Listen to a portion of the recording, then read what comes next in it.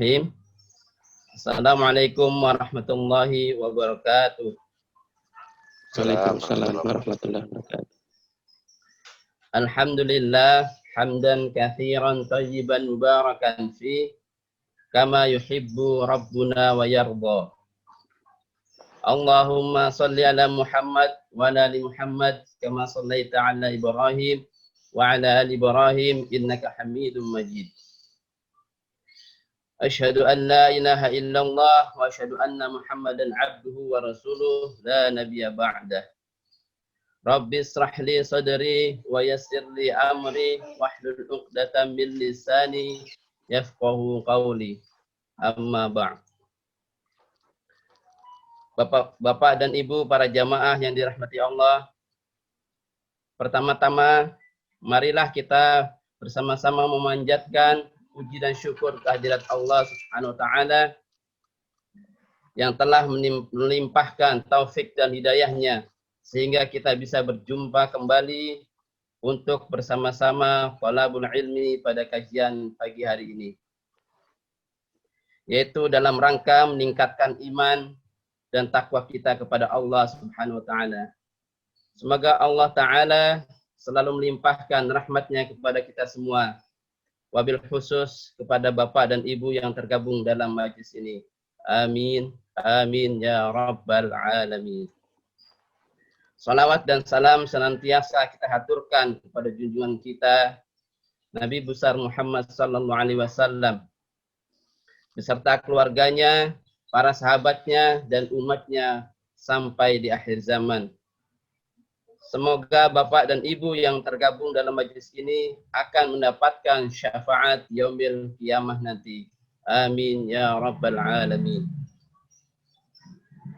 Bapak Ibu yang dirahmati Allah, selamat bertemu kembali dalam kajian Ba'da Subuh yang diselenggarakan oleh Manajemen Pejuang Subuh Masjid Raya Pondok Indah.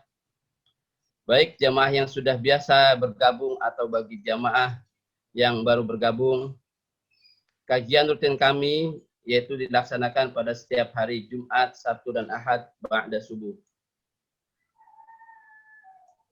Baiklah Bapak Ibu yang dirahmati Allah, sebelum memulai kajian ini, izinkan kami untuk membacakan tata tertib kajian ini. Yang pertama, marilah kita luruskan niat semata-mata untuk mencari ridha Allah Subhanahu wa taala. Selanjutnya, tetap menjaga adab yaitu berpakaian rapih dan sopan, menghadirkan hati dan pikiran serta fisik kita agar bisa fokus mendengarkan butiran ilmu dan hikmah dari guru kita. Selanjutnya kami tim host atau moderator akan memute all semua kajian kecuali pembicara, dan selanjutnya juga akan stop video bila kedapatan peserta dalam posisi berbaring atau mengantuk. Dan jika peserta ada pertanyaan, dipersilahkan melalui chat yang ada di chatroom di Zoom ini atau melalui raise hand. Dan pertanyaan diharapkan sesuai dengan tema kajian kita pada pagi hari ini. Alhamdulillah, insya Allah kajian kita pada pagi hari ini bersama Ustadz Ahmad Sarwat LCMA. Alhamdulillah beliau sudah berada di tengah-tengah kita. Assalamualaikum Ustadz, apa kabarnya Ustadz? Waalaikumsalam, kabar baik. Alhamdulillah Ustadz, insya Allah kajian kita pada pagi hari ini yaitu dengan tema tips dan trik tetap sholat dalam berbagai keadaan. Untuk mempersingkat waktu, kami persilahkan Ustadz untuk memulainya. Silakan Ustadz. Baik, bismillahirrahmanirrahim. Assalamualaikum warahmatullahi wabarakatuh. Alhamdulillah wassalatu wassalamu ala rasulillah amma ba'du. Apa kabar Bapak Ibu, para pejuang subuh Masjid Raya Pondok Indah dimanapun Anda berada.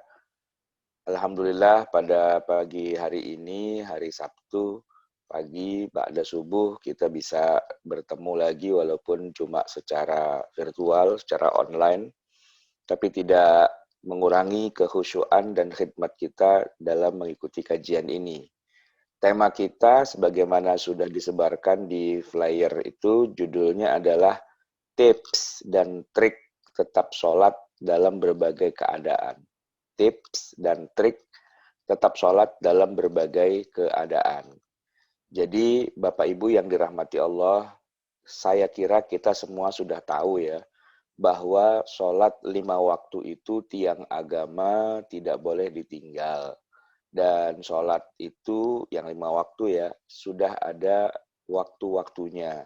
Jadi harus dikerjakannya itu di dalam waktunya. Inna sholata kanat 'alal mu'minina kitaban mauquta. Sesungguhnya sholat-sholat yang wajib itu sudah diwajibkan di dalam waktu-waktunya. Nah, kajian kita ini akan membahas tips dan juga trik. Nah, bagaimana caranya kita tetap bisa mengerjakan sholat ya dalam berbagai keadaan. Keadaan itu maksudnya begini, boleh jadi sih kalau sehari-hari seperti biasa kan normal ya, ya kita sih nggak ada masalah, tetap sholat 5 waktu ya. Mungkin dalam keadaan hari-hari tidak ada pandemi, kita berjamaah ke masjid dan sebagainya itu pastilah. Nah, cuma kasusnya sekarang begini, kalau lagi ada katakanlah halangan-halangan tertentu, saya sebut saja sebagai yang nomor satu ya halangannya, kan berbagai macam keadaan nih, keadaan yang seringkali membuat kita jadi abai dari mengerjakan sholat atau bermasalah dalam sholat kita, itu yang paling sering kalau kita orang Jakarta sih biasanya macet, ya macet. Kemudian selain macet juga mungkin karena dalam keadaan kurang sehat ya, lagi keadaan sakit gitu. Nah yang ketiga dalam keadaan, nah ini dia nih yang sering juga kejadian, yaitu lagi ada acara yang penting banget yang agaknya sulit ya untuk kita tinggalkan untuk sholat. Biasanya sih kalau biasanya kita itu kalau lagi ada resepsi pengantinan, nah gitu ya. Nah, itu agak sulit gitu. Nah, oleh karena itu saya akan membahas konsentrasinya di 3 itu. Dari kasus-kasus yang paling sering, macet, sakit, resepsi. Nah, 3 poin itu. Karena itu yang paling sering ya kejadian. Walaupun nanti masih banyak lagi kasus-kasus yang lain. Nah, yang mau kita bahas tuh gimana caranya, tipsnya, triknya untuk tetap bisa mengerjakan sholat. Nah, yang pertama kita bahas dulu tentang masalah macet. Banyak orang berpikir bahwa macet itu merupakan uzur syar'i yang membolehkan sholat itu bisa dijamak, bahkan bisa dikosor, gara-gara macet. Nah, ini adalah satu hal yang perlu sedikit kita luruskan ya, perlu kita koreksi. Yang pertama, macet itu bukan uzur syar'i. Macet bukan uzur syar'i. Uzur syar'i itu ada 2 yang disebutkan di dalam hadis atau juga di dalam Quran, yaitu kalau orang itu sakit atau orang itu dalam keadaan safar. Nah, safar misalnya itu nanti memang ada jama, ada kosor gitu ya. Tapi kalau macet itu nggak disebut-sebut sebagai istilahnya eh, kebolehan ya atau sebagai rukhsah atau keringanan. Enggak. Tidak ada satupun ayat Quran ataupun hadis Nabi ataupun juga fatwa para ulama yang membolehkan macet itu dijadikan alasan untuk menjamak atau mengkosor. Ini yang harus kita luruskan ya. Bahkan para ulama juga sepakat kok. Ini kan ada 2 ya, ada jamak, ada kosor. Untuk yang kosor, kosor itu kan maksudnya sholat yang 4 rakaat. 4 rakaat itu misalnya zuhur, atau asar, atau isya gitu ya. Itu kan 4 rakaat di qasar tuh berarti dia jadi berkurang. Jadi cuma tinggal 2 rakaat gitu. Nah, untuk yang qasar ini tidak ada alasan apapun yang membolehkan kecuali hanya satu, yaitu safar, musafir gitu ya. Sedangkan kalau jamak selain karena safar juga ada beberapa pendapat yang berbeda-beda. Salah satunya sih ya karena sakit, karena hujan dan seterusnya. Tapi kalau karena macet itu tidak pernah disebutkan. baik di dalam Al-Quran, ataupun di dalam hadis, ataupun juga di dalam pendapat-pendapat fatwa para ulama sepanjang 1400 tahun terakhir ini ya sampai sekarang, itu tidak ada satupun ulama yang membolehkan macet itu kemudian kita jadi boleh jamak, jadi boleh kosor. Enggak, gitu ya. Nah ini yang perlu kita luruskan. Nah, terus jadi gimana dong kalau macet itu tidak boleh jamak, tidak boleh kosor? Apa yang bisa kita lakukan? Gampang. Kita lihat kemacetan. Nah, sekarang ini pertanyaannya dulu ya. Kenapa kok macet tuh nggak bisa disamakan dengan istilahnya darurat atau dengan istilah safar dan sebagainya? Kan emang nggak disebut ya, tapi emangnya nggak bisa dikias gitu. Jawabannya nggak bisa. Kenapa nggak bisa? Begini, orang kalau macet ya, sebenarnya itu nggak bisa disamakan dengan safar, karena kalau kita bicara safar, safar itu artinya perjalanan keluar kota yang menempuh jarak tertentu. Nah, di dalam bicara fikih safar, itu yang paling utama justru yang dibicarakan tuh jarak, bukan berapa lama, ya kan? Nah, kemacetan, seandainya macetnya dari Jakarta ke Bandung, kan jaraknya sudah memenuhi jarak safar tuh. Ah, itu nggak apa-apa gitu. Ya, tapi yang jadi bikin bolehnya kita jamak itu bukan karena macet Jakarta Bandungnya, bukan macetnya. Tapi memang Jakarta Bandungnya gitu kan. Berapa kilometer sih? Oh, kalau bicara kilometernya gampang. Itu sekitar 90 kilometer. Atau sebenarnya sih lebih tepatnya 88,704. 88 kilo. Ini kalau kita dari Jakarta ke Bandung itu nanti ada rest area KM 88. Nah, itu 88 kilo tuh ya, tapi masih ada lebih sedikit. Ya, tapi kalau ditambah dengan dari kita dari rumah ke Cawang, itu kan ngitungnya tol itu kan dari Cawang itu sebenarnya kan. Nah, itu sudah dapat lah 88,704. Artinya itu adalah jarak yang dibolehkan kita untuk jamak, untuk kosor, ada macet, nggak ada macet, karena jaraknya segitu. Kan begitu ya. Nah, untuk kemacetan di dalam kota, kenapa kok jadi nggak bisa dijadikan alasan untuk menjamak atau mengkosor? Ya, karena ini bukan safar gitu ya. Safar itu harus jaraknya segitu. Nah, macet itu satu lagi yang juga penting bahwa sebenarnya di tengah kemacetan pun sebenarnya kita tetap bisa melakukan sholat dengan salah satu dari dua cara. Ya, salah satu dari dua cara. Cara yang pertama ini cara yang sangat-sangat saya anjurkan. Apa? Ya, keluarlah dari pusat kemacetan. Macet itu, Pak, asal tahu aja ya, ini mungkin banyak orang yang nggak sadar ya. Sebenarnya yang namanya macet itu tidak melanda seluruh Jakarta. Tidak. Ya. Yang macet itu hanya pada titik tertentu saja dan itu sedikit sekali. Yaitu hanya di jalanan. Hanya di jalanan. Ya, begitu Bapak keluar dari jalanan, macetnya udah nggak ada. Jadi macet di Jakarta itu jangan dibilang seluruh Jakarta macet, enggak. Kalau mau yang benar itu adalah jalan-jalan di Jakarta macet. Iya, kalau jalanannya macet, Pak. Tapi Bapak begitu berhenti, minggirin mobil, minggirin kendaraan, keluar dari jalanan, berarti Bapak udah keluar dari macet. Berarti sudah nggak macet lagi, Pak. Yang macet tuh jalanannya. Di luar dari jalan tuh nggak macet. Gitu ya. Nah, kalau orang musafir kan nggak bisa begitu. Orang musafir tuh bukan jalanannya yang musafir, kitanya yang musafir. Kalau macet, jalanannya yang macet. Orangnya mah nggak macet. Makanya kalau kita minggirin mobil kita, minggirin sepeda motor kita, atau kalau kita naik kendaraan umum, kita turun dari kendaraan umum, berarti udah selesai, nggak ada lagi uzur kan. Nah, kita bisa sholat, bisa di musola, di masjid, dimanapun ya, nggak harus masjid musola juga. Saya kemarin waktu ke mana itu ya, ke Jepang ya, bulan Ramadan ya, saya diajak buka puasa di satu mall gitu ya, mall yang Islami gitu, yang makanannya halal gitu kan. Urusan buka puasanya oke, tapi urusan sholat maghribnya, ini mallnya di Jepang kagak ada musola. Mau cari kayak gimana pun tetap aja nggak ada musola. Akhirnya kita sholat di mana? Kita sholat di lahan parkir, ya di parkiran. Ini kan mobil nih gitu ya. Nah, terus kita sholat di sampingnya mobil, ya di aspal begitu kan, di parkiran. Nah, mau sholat, nah ini nggak ada keran buat wudhu, gimana urusannya? Ya sudah, beli air kemasan. Ternyata itu daerah rada-rada elit ya, nggak ada Aqua, adanya Evian.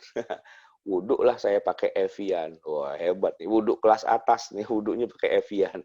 Kemudian sholatnya ya di sampingnya mobil itu, tinggal gelar jaket, gelar apa, pakai kompas di HP, ya sholat lah begitu. Tidak harus masjid, tidak harus musola. Nah di Jakarta kalau kepaksanya kita mesti sholat, biasanya kan maghrib gitu ya, kalau macet itu kan waktunya mepet gitu ya. Dari kantor di Sudirman mau pulang ke daerah misalnya ke Ciputat atau daerah yang jauh lagi, ngelewatin Masjid Pondok Indah masih jauh, macetnya nggak karu-karuan. Alah udah minggir aja.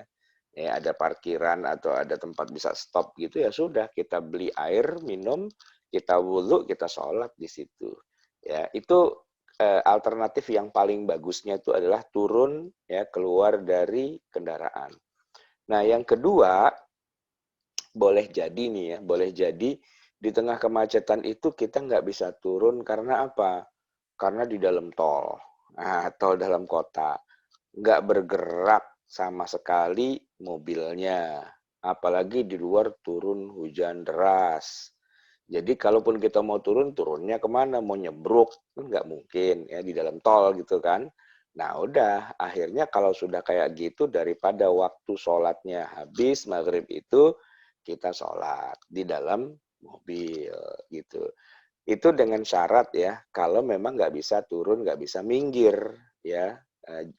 Contoh paling sederhananya ya kalau di tol gitu loh. Tapi kalau selama masih bisa minggir, masih bisa turun, minggir, turun ya. Itu mutlak, itu nggak bisa ditawar-tawar. Nah, tapi kalau minggir nggak bisa karena di jalan tol ya, turun juga nggak bisa karena hujan gitu misalnya, ya sudah, apa boleh buat. Kan mobil lagi berhenti nih di tol, nggak bergerak. Sholatlah sesolat-solatnya. Tapi namanya juga sholat sesolat-solatnya, ya itu sholat yang nggak benar, nggak memenuhi rukun dan syaratnya, nggak wudu, nggak berdiri, nggak sujud, nggak ruku, nggak menghadap kiblat. Nah, itu berarti sholatnya masih bermasalah karena belum terpenuhi syarat dan rukunnya. Tapi kalau kita sama sekali nggak sholat, itu juga jadi masalah. Kenapa? Ya dosa gitu kan. Maka ketemunya itu begini, kita sholat dengan niat kita menghormati waktu gitu ya. Tapi kan karena sholat ini belum sempurna nih, belum memenuhi syarat gitu ya. Maka begitu kita sudah sampai di rumah itu, walaupun mungkin waktu maghribnya sudah habis, kita sholat lagi, kita ulangi. Ya, kalau masih ada waktunya namanya i'adah, kalau waktunya sudah habis namanya qadha. Nah, disitulah kemudian kita mengulangi sholat yang tadi. Ya, sehingga apa yang tadi kurang itu bisa terpenuhi, maka dalam catatan amal kita, kita sudah terhitung orang yang sholat. Jangan sampai ya kita sholat seadanya tadi di mobil gitu ya, sebisa-bisanya, seketemu-ketemunya, tapi ternyata dalam catatan amal kita, kita dihitung sebagai orang yang tidak sholat. Wah, itu jadi urusan itu nanti di akhirat gitu kan. Ternyata kita dimasukin ke dalam neraka. Padahal merasa kita, saya rajin sholat kok. Ternyata sholatnya belang bentong, nggak karu-karuan. Nah makanya tipsnya ya adalah lakukan sholat di dalam kendaraan ya. Kalau memang nggak bisa turun gitu ya, pada waktunya, jangan sampai habis waktu isyaknya. Nah, setelah itu, kalau emang udah sampai rumahnya baru udah jam 8, jam 9, jam 10 malam, oke, oke, sholat lagi. Sholat lagi, sholat maghrib yang tadi, yang 3 rakaat itu diulangi. Terus setelah itu sholat isya. Baru kita istirahat tidur, gitu ya.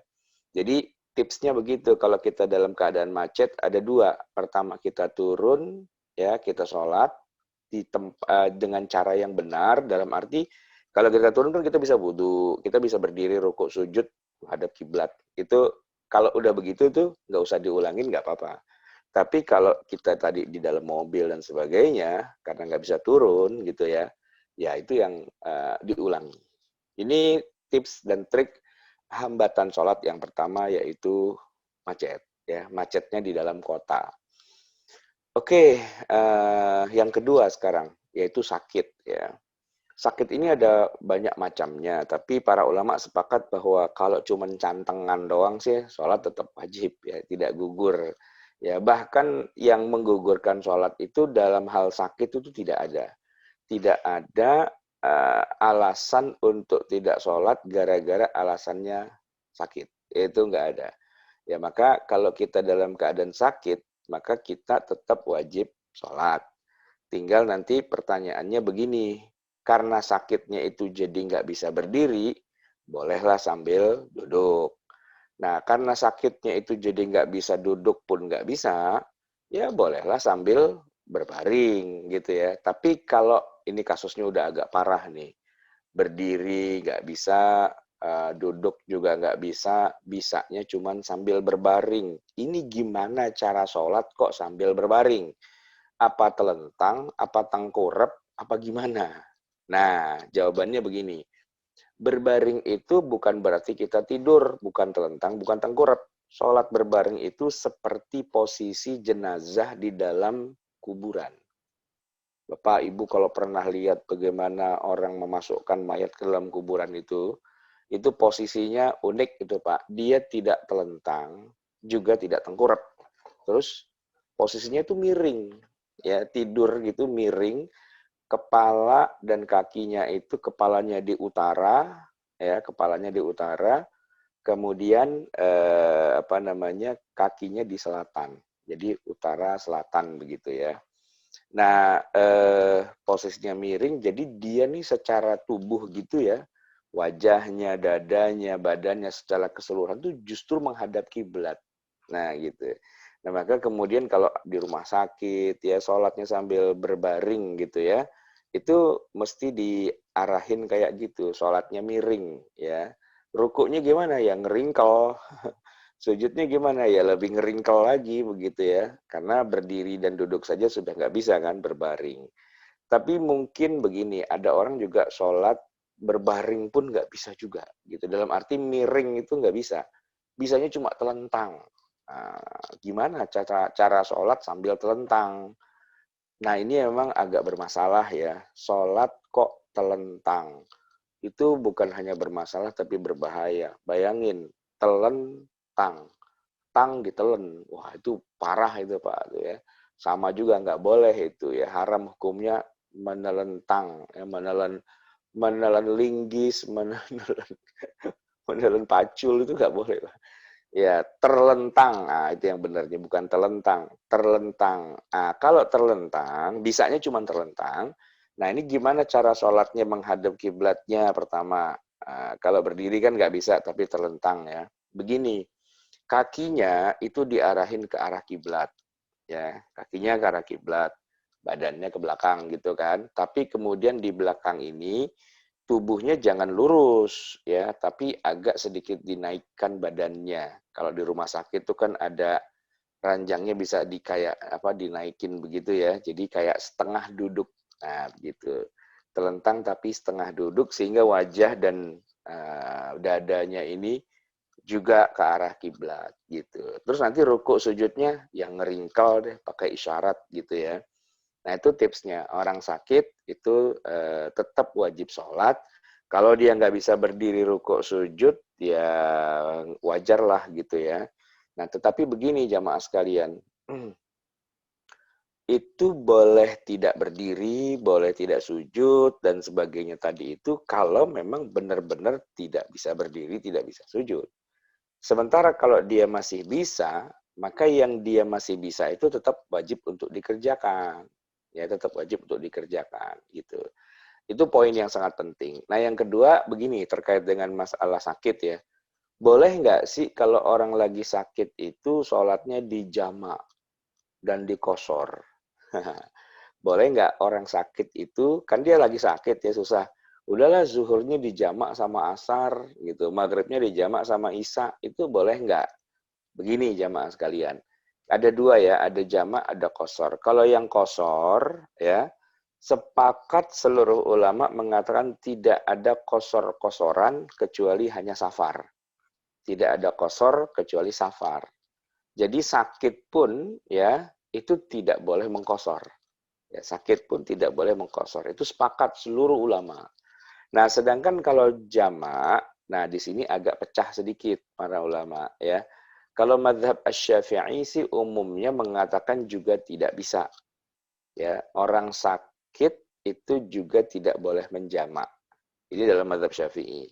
Tapi dalam mazhab yang lain, misalnya mazhab Hambali misalnya, dia agak sedikit lebih lunak, agak sedikit lebih apa ya, ya lebih memudahkan lah begitu. Udzur syar'i kayak orang sakit itu dibolehkan untuk menjamak, tapi nggak boleh kosor tetap ya, boleh jamak. Jadi nanti sakit nih misalnya ya, sholat zuhur, begitu masuk zuhur, udah langsung sekalian aja sholat asar. Jadi ntar asar nggak usah sholat lagi. Atau maghrib isya, ya sekalian aja langsung isyaknya dikerjain juga. Nah, nanti pas waktu isya masuk nggak usah sholat lagi. Menurut mazhab Hambali itu boleh. Tapi kalau menurut mazhab Syafi'i, kayak gitu itu nggak boleh.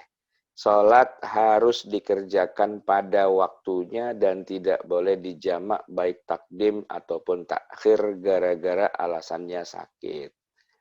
Wah, ini berarti berat dong ya mazhab Syafi'i, kok gitu banget sih sama orang sakit nggak bisa ngasih solusi apa? Bisa, ada solusinya. Bahkan solusinya lebih enak daripada jamak.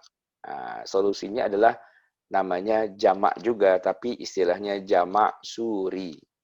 Jamak suri. Jamak suri itu artinya apa? Gini, kalau jamak ya, paketnya kan hanya ada dua.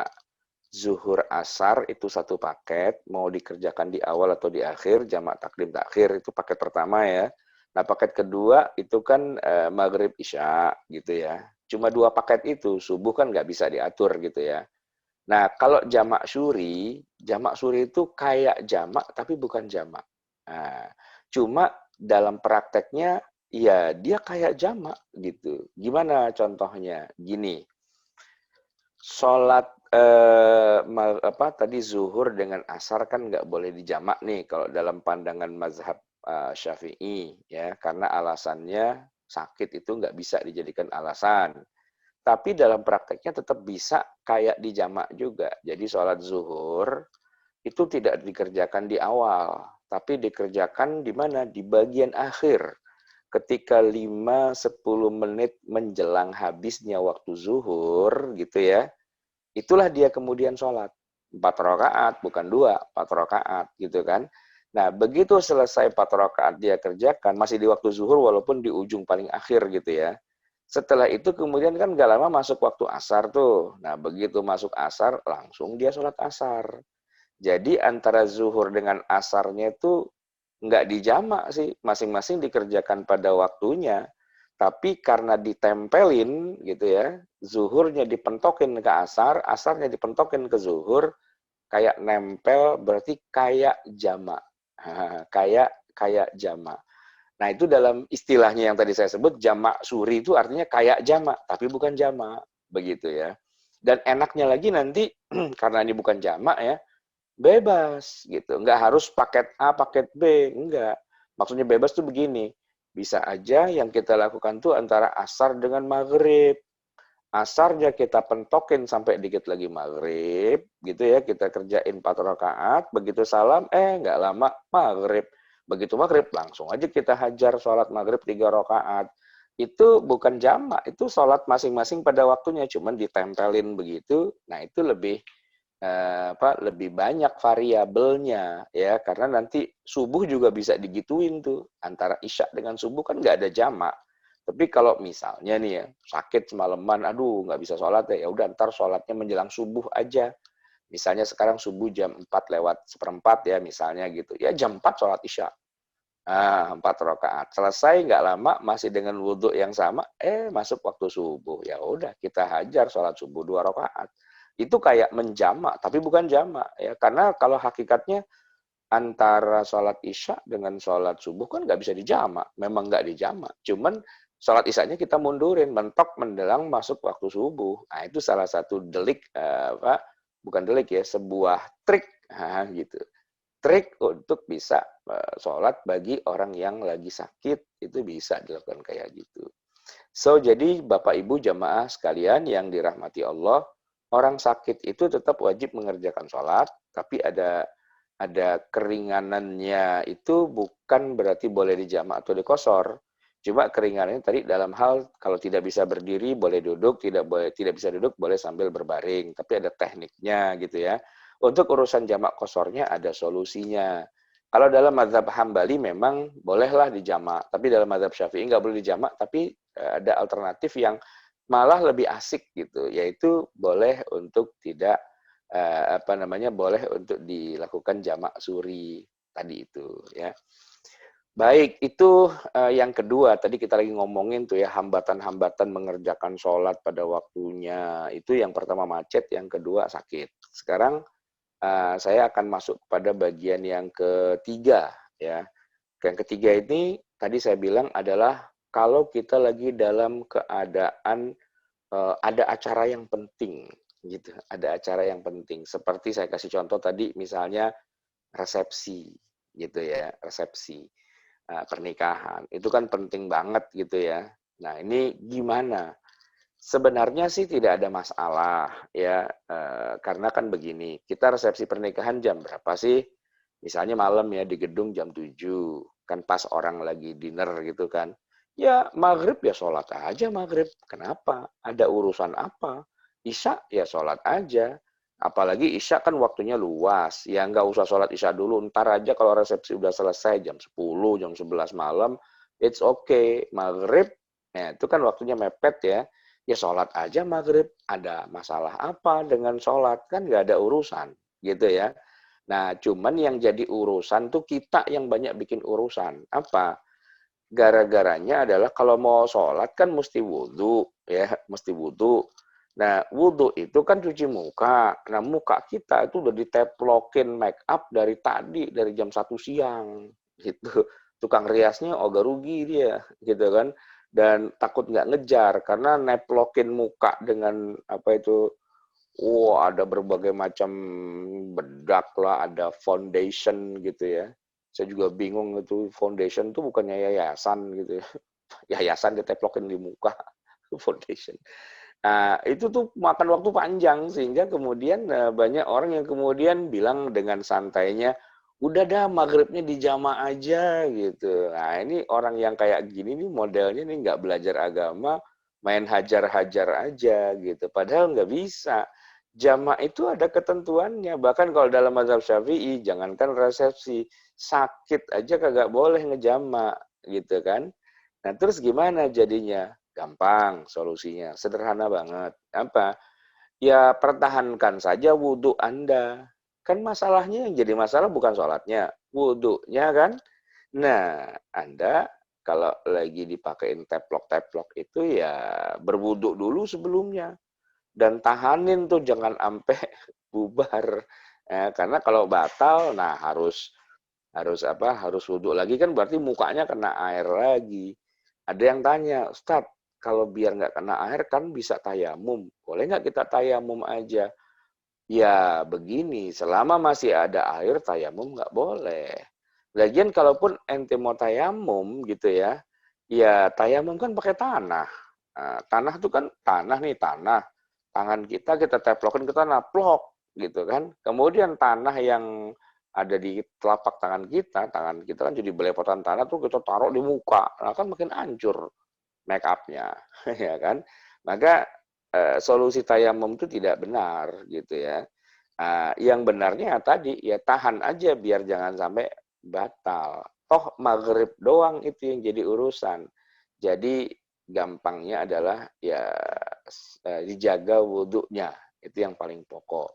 Nah, kalau ternyata wudhunya lepas juga, ya apa boleh buat? Ya sholat maghrib tetap wajib untuk dikerjakan. Ya terpaksanya wudhu lagi, gitu kan? Nah, memang yang jadi masalah make up-nya, karena tukang rias di kita ini kadang-kadang ya, saya perhatikan itu kayaknya udah punya akidah. Kalau mukanya belum jadi beda, itu dianggap belum sah jadi tukang rias gitu. Jadi tuh muka dipermak, dikasih foundation, jadi kayak ada lapisan yang mana wajah kita itu kalau kita pakai buat wudhu dengan makeup itu nggak basah wajahnya. Nah itu malah jadi kagak sah, ya, jadi nggak sah. Oleh karena itu, ini memang problematikanya. Ini budaya sih ya, adat gitu sebenarnya ya. Sebenarnya sih kalau yang make up rias profesional gitu ya, bukan yang apa namanya, yang kampungan gitu ya, yang rada profesional. Sebenarnya nggak harus over ya. Ya, karena wajahnya sebenarnya sudah cantik. Cuman biar kalau di kamera itu nggak terlalu bermasalah gitu, nggak terlalu pucat atau nggak kelihatan berminyak, ya di make upin lah gitu. Tapi make up nggak harus yang susah-susah. Nih saya kasih contoh ya. Saya kan sering juga nih tampil di TV gitu ya. Nah, misalnya acara subuh gitu. Acara subuh tuh kalau tampil di TV, ya kita sholat subuhnya kan di studio. Ya kita wudhu, ya wudhu, kemudian kita sholat berjamaah di studio itu. Setelah itu mungkin akan segera on air nih gitu. Nah itu bagian rias. Ustaz, dirancap dulu ya. Oke, itu ngerancap. Tahu saya juga nggak tahu istilahnya kok rancap sih ya. Apa tancap atau apa gitu ya. Dicepolin bedak begitu tuh. Nah, itu nggak sampai 5 menit sebenarnya. Nggak sampai 5 menit. Dan saya tanya, buat apaan sih digini-giniin semua? Ya biar wajah Ustadz tuh kalau di kamera tuh jadi celing, nggak kelihatan butek gitu. Oke, ya sudah gitu kan. 5 menit itu selesai sebenarnya. Cuman saya nggak tahu akidahnya tukang rias pengantin itu kok sampai harus, wah sampai 5 jam sebelumnya itu harus di teplak-teplok dan sebagainya. Ya mungkin karena banyak kali ya yang harus diteplak-teplok ya. Tapi saya bilang, ah kalau make up itu over kayak gitu apa nggak kayak ondel-ondel, apa nggak kayak apa itu pemain apa namanya pantomim gitu kan. Kalau kalau pantomim atau wayang orang kan emang diteplokin kayak gitu gitu kan. Tapi kan itu malah mengekspresikan orang lain gitu, bukan jati diri kita. Ya kalau saya sih bilang tukang rias yang profesional tuh dia nggak harus over ngasih make up-nya. Jadi ini urusannya sama tukang make up sih sebenarnya ini ya. Jangan sampai gara-gara tukang make up punya akidah nggak bener, kita jadi mengorbankan sholat maghrib. Itu aja sih sebenarnya. Logika sederhananya itu. Tukang make up-nya suruh ngaji dulu yang bener lah gitu. Woi, lu jangan gara-gara urusan make up kita jadi pada nggak sholat maghrib ya. Pecat, ganti aja, cari yang tukang make up-nya yang rada beneran dikit, yang akidahnya agak lurus dan ngerti hukum syariah. Jangan sampai orang nggak boleh apa namanya wudhu dan sebagainya gara-gara itu. Ya kalau cuma teplak-teplak mah 5 menit, 10 menit selesai gitu kan. Justru tukang riasnya ngingetin, pengantin, sholat dulu, kenapa? Zuhur udah habis nih kan kalau ada yang resepsi siang-siang itu ya. Nah, itu kan biasanya kalau di gedung sih cepet gitu, tapi kalau di rumah kan dari pagi sampai malam dipajang kita di mana di pelaminan gitu ya. Nah itu justru tukang riasnya ngingetin, udah sana istirahat dulu, break dulu, muka dibenerin dulu tuh, nah, wudhu yang benar, habis wudhu seger gitu ya, atau kalau perlu mandi, ntar di make up lagi terus mulai lagi gitu, dipamerin lagi. Biasalah orang kampung kan begitu ya. Kalau kalau di rumah resepsi dari pagi sampai malam itu 7 hari 7 malam dipajang aja tuh sampai dilalerin begitu ya. Nah itu kira-kira tipsnya adalah kalau nggak bisa nahanin wudhu, ya sudah ganti tukang riasnya gitu. Tukang riasnya tukang rias yang berakidah, yang ngerti agama, jangan tukang rias yang menyesatkan gitu. Dan juga jangan dengerin orang-orang yang nggak ngerti agama sok bilang udah dijama aja. Gara-gara pernikahan resepsi kita malah menjomak jemek sholat yang itu nggak bener gitu ya. Oke, jadi itu yang ketiga, kalau ada kajian apa ada kegiatan kayak resepsi itu jangan sampai kemudian kita meninggalkan sholat gitu ya. Pernah juga ada yang tanya begini, Ustadz, saya sih kalau maghrib itu yang jadi masalah bukan resepsi, karena jarang-jarang lah resepsi ya. Yang sering tuh saya lagi di dalam lagi di dalam bioskop, ya filmnya mulai 5:30. Begitu film jalan setengah jam, maghrib gitu kan. Lah ini gimana Ustadz? Saya masa lagi di dalam bioskop sholat maghrib apa gimana? Apa sholatnya di dalam bioskop? Apa saya keluar atau gimana gitu? Ya saya bilang begini, gampang sih itu masalah. Ente suka bikin-bikin masalah jadi susah aja, padahal itu masalah sederhana banget. Gini, gini, gini. Saya tanya, kalau ente lagi nonton film yang panjang nih, film India kan 3 jam tuh, ya. Nggak habis-habis, karena jagoannya mulai dari kecil, dari kecil sampai gede, 3 jam gitu ya. Tiba-tiba kebelet, gitu, kebelet, pengen pipis gitu. Saya tanya, pipis nggak? Ke kamar mandi nggak? Ya ke kamar mandi kan. Nah, sama. Kalau sekedar kebelet aja ente bisa kok keluar dari ruangan apa teaternya itu gitu kan, keluar cari WC, ntar bisa masuk lagi, tinggal bilang sama sama apa itu pramugari atau apa namanya itu yang jagain pintu, bilang Mbak ke WC dulu gitu. Ya silahkan. Ya itu kalau di tengah-tengah film balik lagi tuh nggak masalah. Nah, tinggal tinggal di-switch aja sedikit gitu kan, mau ke WC, bilang aja mau ke WC, tapi jangan langsung balik, apa, sholat aja dulu, ya kan. Wah, tapi masjidnya jauh Ustaz, di seberang jalan. Ya nggak harus ke masjid, di pojok-pojokan mana kayak kita sholat di situ, ya kan. Atau ini pernah kejadian juga, dulu saya waktu masih masih muda, masih mahasiswa, kalau lagi nonton film maghrib-maghrib, sholatnya di bawah layar. Kan bioskop gelap, ya kan? Nah, gelap gitu. Nah, ada adegan-adegan yang agak seru nih, ngobrol mulu gitu kan. Maghriban dulu dah. Ya, masuk ke dalam bioskop udah ada wudhu nih. Kemudian atau nggak punya wudhu, tapi kan punya air minum. Ya udah wudhu aja, kemudian sholat aja di situ. Gelap ini nggak ada yang merhatiin gitu istilahnya. Bukan berarti kita malu, cuman kan nanti akan jadi tontonan. Nah, ini orang nonton film malah sholat gitu ya. Kalau misalnya musolanya jauh, tapi kalau musolanya deket situ ya sholatlah di musola gitu. Tapi sih kalau menurut saya bagusnya ente masuk bioskop jangan menjelang maghrib lah. Nah, ada-ada aja gitu. Maghrib waktunya sholat ya sholat. Ya kalau mau beli yang jam berapa kayak gitu ya. Pokoknya jangan yang maghrib lah gitu. Maksain banget sih maghrib-maghrib nonton film gitu ya. Itu jadi jangan sampai nanti gara-gara sholat apa nonton di bioskop sholat maghribnya jadi nggak karu-karuan. Tapi emang begitulah kenyataannya di tengah masyarakat kita. Banyak orang yang maghrib itu malah di dalam bioskop. Nah ini saya pengen bilang begini, kenapa sih nggak pengusaha bioskopnya itu yang rada beneran dikit, jangan muter film pas menjelang maghrib, gitu kan? Atau begini, ini unik nih ya, kalau saya yang punya bioskopnya gitu. Nggak apa-apa sih, 5:30 film diputer, tapi begitu azan maghrib, ya lampu langsung nyala. Ya, kita menantikan azan maghrib, gitu kan. Hari sholat dulu, filmnya ntar diputar seperempat jam lagi, nyok, yang pada belum pada sholat maghrib, kita pada sholat maghrib dulu, ntar ditungguin, gitu kan bisa sebenarnya. Jadi bioskop Islami, yang mana kalau jam maghrib berhenti dulu, orang disuruh pada sholat. Nah, teater 1, teater 2, teater 3 semua berhenti, ya kan? Ayo kita sholat berjamaah. Wah, itu di halaman depannya atau di terasnya sholat jamaah gitu. Ya, imamnya ini bintang filmnya. Ya bisa sebenarnya. Ya nggak harus yang gitu-gitu juga sih ya. Tapi minimal secara pribadi itu kita menjaga jangan sampai pada waktu yang seharusnya kita sholat kita malah apa namanya sholat terhalang sholat maghribnya gitu ya. Baik, jamaah sekalian, itu adalah contoh-contoh tips dan trik yang bisa kita lakukan agar waktu sholat kita jangan hilang gitu ya. Satu yang mau saya kasih catatan penting adalah begini, eh, waktu sholat itu harus kita perhatikan ada yang sangat pendek seperti maghrib ya, maka kita harus lakukannya itu ya di dalam waktu maghrib walaupun mungkin udah agak di tengah atau di akhir, tapi harus masih di dalam waktunya, itu yang penting.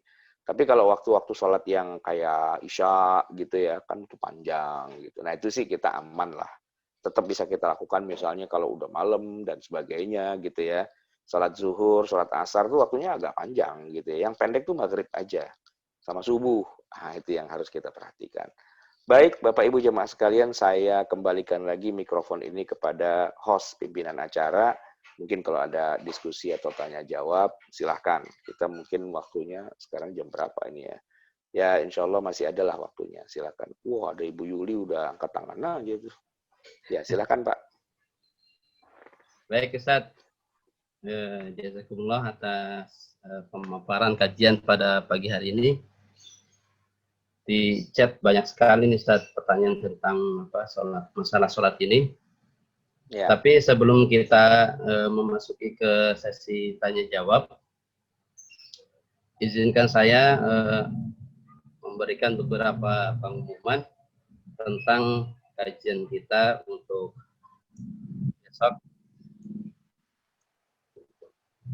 Yaitu yang pertama, pengumuman pertama, insya Allah pada hari Ahad, kajian kita yaitu Tadabbur surat Al-Baqarah ayat 253 sampai 256, yaitu akan dibawakan oleh Ustadz Rusli Hasbi LCMA. Adapun waktunya juga sama, yaitu dari jam 5.30 sampai jam 7.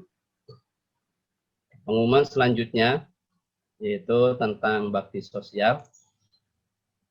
Alhamdulillah, bakti sosial yaitu bakti sosial dalam rangka meringankan saudara-saudara kita yang terkena dampak pandemi.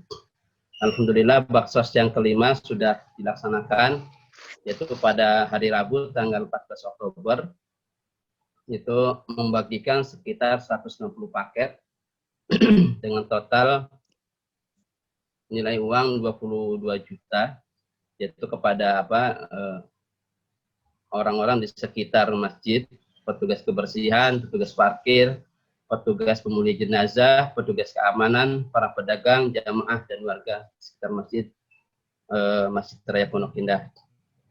Kepada para donatur yang telah berpartisipasi dalam baksos ini, kami ucapkan terima kasih. Semoga Allah membalas sedekah Bapak dan Ibu dengan pahala yang berlipat ganda.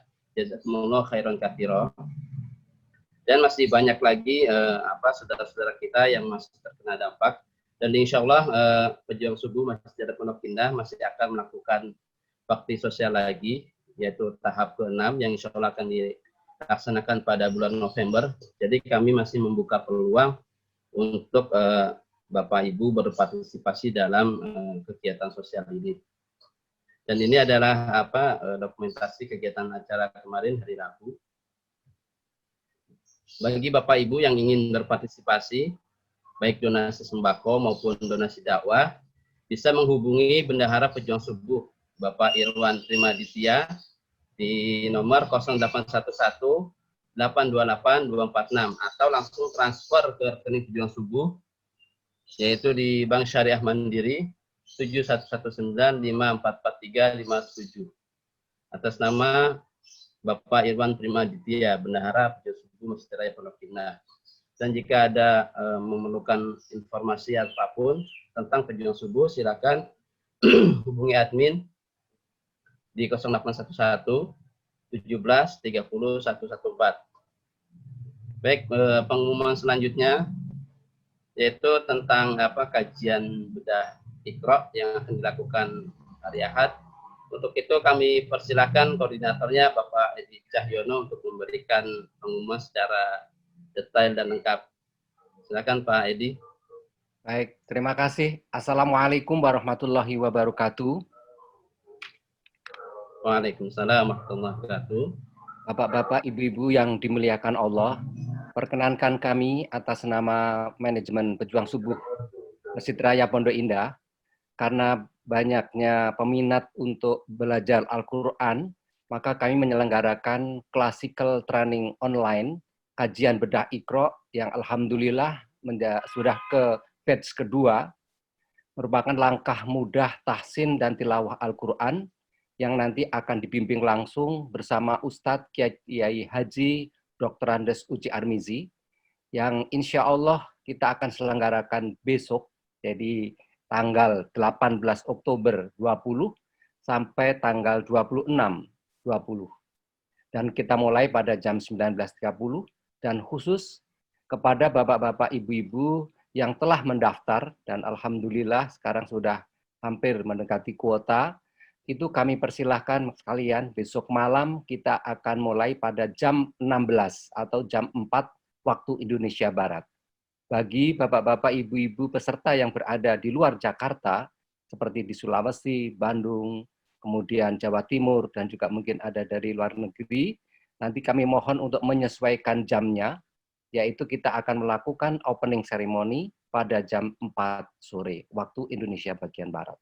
Dan bagi bapak-bapak, ibu-ibu yang saat ini masih ingin mendaftar, kami berikan kesempatan terakhir pada ini, supaya kami bisa meregister dan kirim baik itu reading material maupun teaching material kepada bapak-bapak ibu sekalian. Demikian kami sampaikan maklumat. Atas perhatiannya kami mengucapkan terima kasih. Wassalamualaikum warahmatullahi wabarakatuh.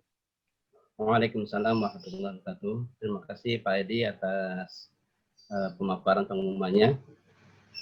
Selanjutnya seperti biasa setelah hari Ahad itu biasanya ada jalan-jalan. Ini biasanya Pak Fadian. Pak Fadian silakan Pak jika ada yang mau disampaikan. Apakah jadi rencana jalan-jalannya atau ada perubahan? Terima kasih Pak Said. Insya Allah besok kita jalan-jalan ke Thailand. Taiwan. Bertemu dengan saudara-saudara kita di sana setelah kajian jam 7 sampai jam 8. Untuk ibu-ibu, bapak-bapak, kalau punya kenalan, kerabat, atau keluarga di beberapa negara di luar, bisa sharing juga ke kita untuk kita melakukan online silaturahim ke sahabat-sahabat kita, terutama warga Indonesia di luar negeri. Jadi besok kita insya Allah jalan-jalan ke Taiwan. Terima kasih Pak Said. Assalamualaikum warahmatullahi wabarakatuh. Waalaikumsalam warahmatullahi wabarakatuh. Terima kasih Pak Fadian. Alhamdulillah kita besok jadi jalan-jalan ke Taiwan ya. Baik Bapak Ibu yang dirahmati Allah. Selanjutnya kita akan memasuki sesi tanya jawab. Dan seperti disampaikan di awal tadi bahwa yang coba kita bacakan atau tanyakan ke Ustadz adalah yang berkaitan dengan tema kita pada hari ini, yaitu tentang tips dan trik sholat dalam berbagai keadaan. Baik Ustadz, untuk pertanyaan pertama dari Agra, ini saya tidak tahu ini Bapak atau Ibu. Assalamualaikum Pak Ustadz Sarwat. Ya, Jika pernah lalai atau lupa sholat fardu sejak akil balik, apakah perlu sholat fardu yang pernah ditinggalkan tersebut diqodho mulai saat ini? Itu ya. Baik, jadi semua ulama tanpa terkecuali ya, mau itu mazhab Syafi'i, mau itu mazhab Hanafi, Hambali, Hanafi, bahkan di luar 4 mazhab juga, itu semuanya dalam hal ini kompak bahwa sholat yang terlewat itu wajib untuk diganti. Ya, itu ada bab khusus dalam fikih sholat namanya qada'ul fawaid, mengganti yang terlewat, gitu ya. Dasarnya sangat kuat, yaitu hadis Sahih Bukhari, Sahih Muslim yang menceritakan bagaimana Rasulullah SAW dan para sahabat itu melakukan sholat berjamaah zuhur, asar, maghrib, isya di waktu malam. Zuhur di waktu malam, asar di waktu malam, maghrib di waktu malam, isya di waktu malam. Karena siangnya itu mereka terhambat gara-gara lagi ada perang. Perang tahun ke-5 Hijriah itu perang Khandak namanya atau perang Ahzab. Nah, disitulah kemudian Rasulullah SAW mengajarkan kepada kita, hadisnya sahih itu, sahih Muslim, sahih Bukhari gitu ya, bahwa yang tadi siang pada belum sempat sholat, karena tadi ada perang dan sebagainya itu, ganti gitu ya. Nah, diganti itulah yang kemudian kita menyebutnya dengan istilah qadha. Qadha itu artinya mengerjakan suatu perintah, kewajiban gitu ya, yang sebenarnya harusnya dikerjakan pada waktunya, tapi waktunya sudah lewat. Nah, kalau sudah lewat namanya qadha gitu ya. Sama itu dengan puasa. Jadi kalau ada orang nih ya, sekarang nih udah rajin sih ngaji gitu ya.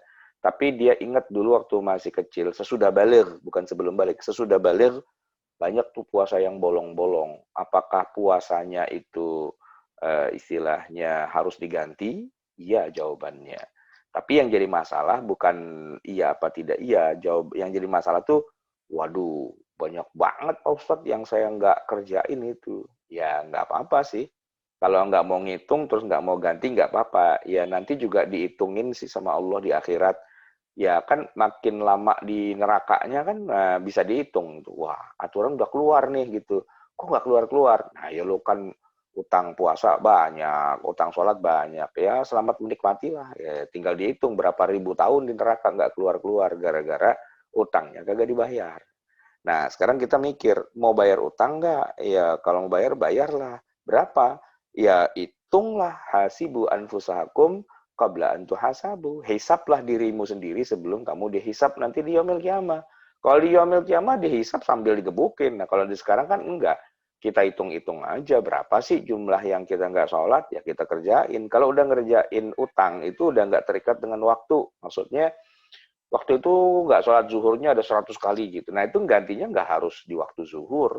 Waktunya bebas, mau pagi, siang, sore, malam, sekosongnya, seluangnya, itu nggak lagi ada aturan yang harus disesuaikan dengan waktunya. Karena kalau mau waktunya ya waktu itu sebenarnya, waktu zuhur itu. Begitu zuhur lewat, ini kan Nabi itu ya dalam perang Khandak tuh, zuhur lewat itu. Gantinya kapan? Apa nunggu besok zuhur lagi? Enggak. Enggak, ya gantinya begitu sempat. Sempatnya apa? Maghrib, Isya gitu, udah malam gitu ya, udah itu ya. Itu dalilnya yang sangat qat'i itu ada pada Sahih Bukhari tentang peristiwa di mana Nabi dan para sahabat mengqadha sholatnya itu secara berjamaah, rame-rame.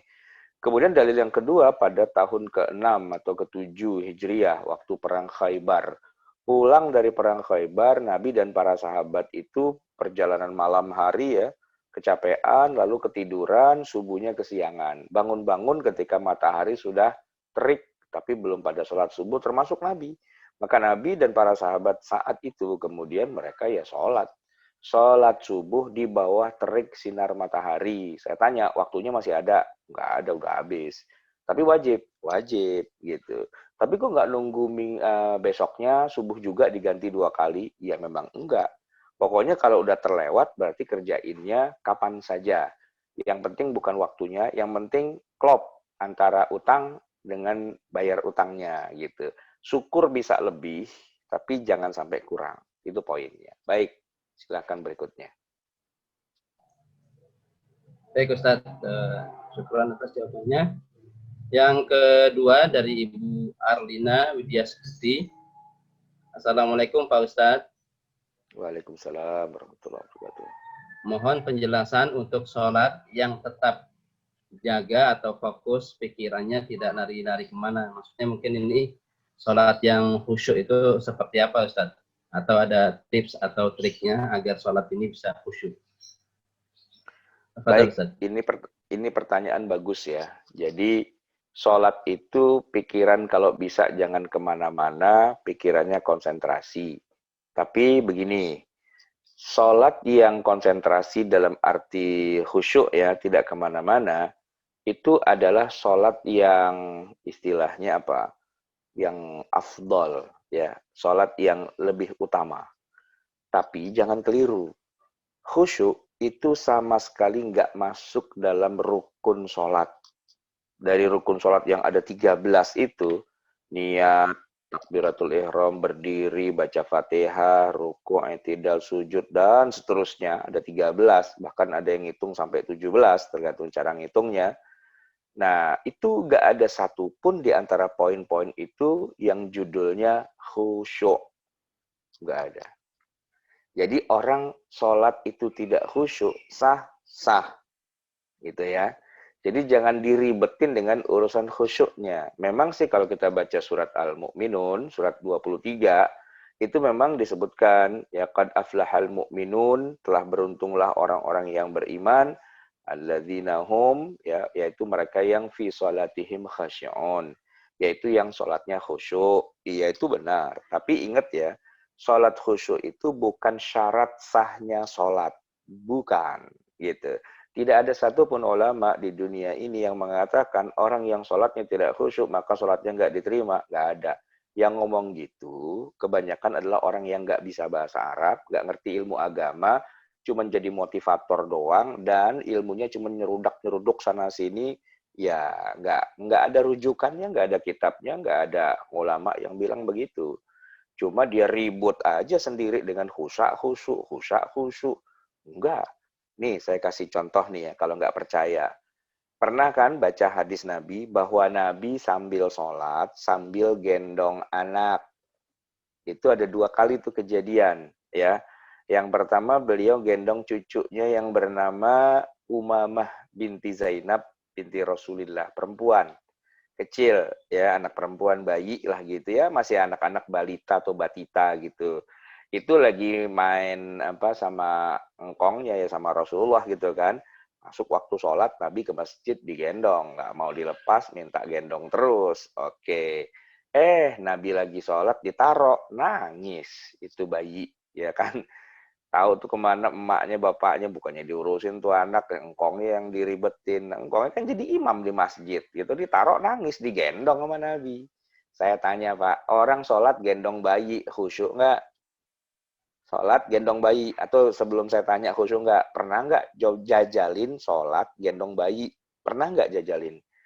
Ya kalau nggak pernah, cobain deh jajalin sekali-sekali. Tuh cucu yang nangis-nangis gendong sambil sholat. Saya tanya, sholat gendong bayi, khusyuk?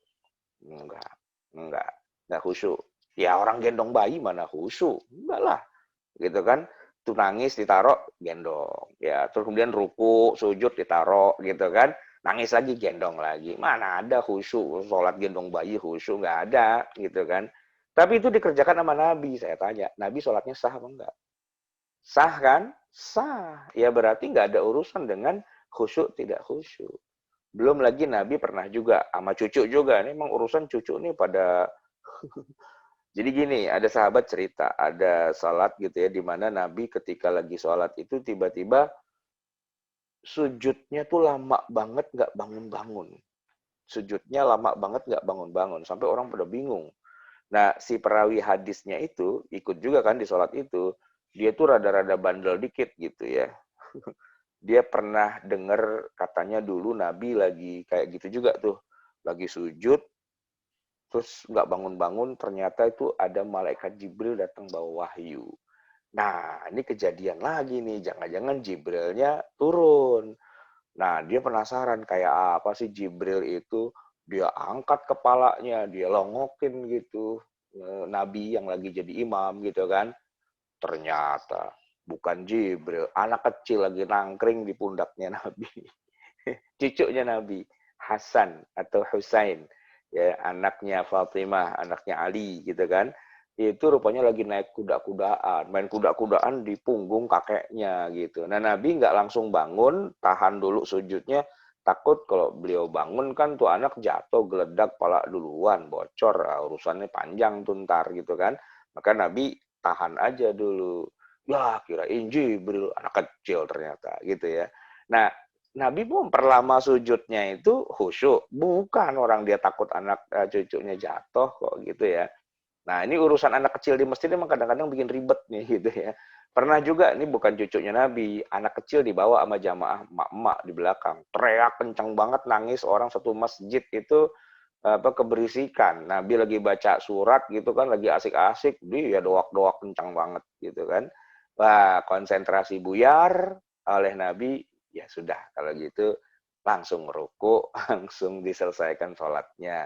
Aturan asik-asik tuh dengerin ayat Quran. Ya, si bocah nangis, akhirnya sholatnya dipercepat. Nah, Nabi lagi baca Quran, dengar anak nangis, dia percepat, dia selesaikan sholatnya. Saya tanya, itu khusyuk nggak? Nggak khusyuk. Ya berarti sholat itu intinya bukan khusyuknya, bukan gitu kan. Intinya adalah rukun dan syaratnya itu dipenuhi. Syukur bisa khusyuk gitu. Nah, tetapi kalau yang namanya orang lagi sholat, di tengah lagi sholat dia ingat, oh iya ikan asin tadi belum ditaruh yang benar, jangan-jangan ada kucing gitu ya. Nah, itu emang konsentrasi kan terganggu gitu ya. Ya sudah, berarti sholatnya tetap sah gitu ya, nggak jadi masalah juga. Ya buktinya kalau masalah khusyuk nggak khusyuk kan Nabi juga beberapa kali disebutkan itu sempat lupa. Ini rakaat udah 4 apa baru 3 ya? Itu kan beberapa kali itu. Sampai akhirnya Nabi sholat itu sholat Isya apa zuhur yang harusnya 4 rakaat, jadi 5. Sholatnya jadi 5. Jadi kelebihan gitu kan. Dan atau juga pernah kekurangan, ya dikirain udah selesai, nggak tahu masih kurang satu. Itu kejadian, makanya kita mengenal ada yang namanya sujud sahwi. Sujud sahwi itu sujud lupa. Yang melakukan sujud sahwi itu siapa? Rasulullah. Berarti Rasulullah lupa? Iya, Rasulullah lupa. Ya beliau saja bisa lupa. Kalau lupa berarti nggak konsen dong. Emang nggak konsen gitu. Tapi kok sholatnya jalan? Nah itu dia poinnya. Khusyuk itu nggak ada urusan dengan sah tidak sahnya sholat. Cuman kalau kita bicara khusyuk, bagusnya sih sholat itu khusyuk. Tapi kalaupun nggak khusyuk, nggak apa-apa gitu ya. Jangan kita terdistract dengan urusan khusyuk. Bukan. Syarat sahnya sholat diterima sholat bukan masalah khusyuk. Tapi apakah rukun? Nah, rukun-rukunnya itu terpenuhi apa enggak? Gitu kan. Syarat wajib, syarat sahnya terpenuhi apa enggak? Dan dari semua itu tidak ada satupun yang bicara tentang khusyuk. Gitu ya. Tapi bagusnya kita kalau sholat emang bagusnya khusyuk karena Allah Subhanahu wa taala qad aflahal mu'minun alladzina hum fi sholatihim khashi'un. Baik, berikutnya. Baik Ustaz, syukran atas jawabannya. Pertanyaan selanjutnya itu tentang safar. Pertanyaan Bu Tisna dan Pak Susilo. Mungkin ini bisa dalam satu jawaban. Bagaimana tata cara dan waktu untuk sholat saat safar? Terus selanjutnya, bagaimana kalau kita safar dengan menggunakan pesawat dalam perjalanan ke daerah yang perbedaan waktunya sampai 4 atau 6 jam? Otomatis kita harus sholat duduk di pesawat. Apakah perlu mengulang sholatnya karena rukun sholatnya tidak terpenuhi? Sebenarnya tadi sudah diterangkan sama Ustadz ya, tapi untuk memperkuat tidak apa, silakan Ustadz. Iya, kalau yang pertama tadi apa tuh Pak? Yang pertanyaan Ibu yang pertama? Tata cara dan waktu untuk sholat safar, Ustaz. Oh, sama berarti ya pertanyaannya sama, ya? hampir itu. Ya. Oke, jadi gini, sholat naik pesawat nih ya, yang jauh yang sampai beberapa jam gitu ya. Itu sebenarnya kalau bisa tidak usah sholat di pesawat, sebaiknya jangan. Sebaiknya tetap sholatnya di darat aja, di bandara keberangkatan atau di bandara kedatangan. Ya, saya kasih contoh nih. Saya pernah perjalanan dari Jepang, dari Tokyo pulang ke Indonesia. Waktu itu saya dikasih tiket Garuda tapi transit di Bali, di Denpasar. Terbang dari Tokyo itu jam 11 siang waktu setempat, waktu Tokyo. Nah, itu kan berarti bentar lagi zuhur ya, tapi kan belum mungkin untuk sholat zuhur di bandaranya, di bandara Tokyo. Nah, kemudian saya lihat di tiketnya itu, ini mendarat ternyata masih siang di Ngurah Rai itu baru jam 5 sore. Jam 5 kalau dalam pandangan saya pasti belum maghrib gitu kan. Jadi saya rencana itu akan sholat zuhur dan asar saya tarik ke waktu asar. Saya jamak takhir di Indonesia, yaitu di Bandara Ngurah Rai di Bali. Untuk make sure, begitu saya naik Garuda, itu kan Garuda ya, saya tanya sama mbak-mbak, flight attendant-nya itu, pramugari lah bahasa gampangnya. Mbak, sering lewat sini kan, maksudnya rutin gitu ya. Iya, kenapa Pak? Enggak, ini biasanya kita kalau mendarat di Ngurah Rai, itu udah maghrib apa belum? Saya nanyanya to the point aja, udah maghrib apa belum? Oh belum Pak, masih siang itu, katanya belum maghrib. Oh berarti masih bisa dong ya, saya mendarat, saya kemudian sholat dulu gitu. Bisa Pak, gitu, bisa gitu. Apalagi pakai Garuda. Itu nanti asiknya adalah di atas pesawat pun kita sudah dicek imigrasi, jadi begitu turun langsung lolos, sudah nggak pakai ngantri-ngantri ceplok-ceplok lagi gitu kan. Benar, begitu saya mendarat jam 5, ya paling ngambil bagasi itu seperempat jam lah ya, begitu saya keluar, satpam itu di pojokan saya tanya, Mas, musola mana? Musola, oh sebelah sana Pak. Ya saya belum sholat zuhur tuh. Ya udah saya sholat zuhur dan sholat asar jamak takhir. Itu yang paling aman kayak gitu. Tapi memang kadang-kadang ada juga yang agak susah untuk bisa dijamak atau di kosor gitu ya. Karena emang waktunya agak tanggung gitu. Saya Jakarta Surabaya penerbangan paling pagi jam 4:10 terbang. Nah, begitu jam 4 lewat seperempat nih kayak sekarang ini subuh. Maka Jadi mau sholat subuh duluan kan nggak mungkin, ya kan? Terbanglah. Begitu mendarat sampai di Bandara Juanda, Surabaya, ternyata matahari belum terbit gitu kan. Oh ya sudah, saya sholat aja. Asik itu, dapat itu sholat subuhnya di Bandara Juanda. Nggak lama, beberapa waktu kemudian saya mau ngulangi, ternyata udah kalah, udah salah. Begitu saya mendarat, ya matahari udah nongol. Gitu kan. Nah, itu berarti kalau udah tahu begitu, berarti saya sholatnya di pesawat aja. Ya, di pesawat ya tentu memang jadi tidak menghadap kiblat. Orang Jakarta Surabaya ngadapnya nggak mungkin ke kiblat lah, ngadapnya ke Surabaya. Ya kan, udah nggak berdiri, nggak ruku, nggak sujud. Kenapa? Ya namanya juga di dalam pesawat, gimana? Nggak mungkin kecil kan pesawatnya. Airbus 300 itu kan cuman yang kursinya 3 gitu kan, kita nggak punya tempat untuk sholat gitu. Ya udah akhirnya sampai di Juanda, saya sholat lagi, cari musola lagi. Pokoknya saya hafal lah di bandara-bandara bandara nasional, internasional, saya paling hafal dengan musola gitu ya. Karena asik tuh kalau kita lagi transit berjam-jam di musola kita bisa tidur. Aman malah gitu ya. Jadi ya sholat lagi sih ulangi gitu ya.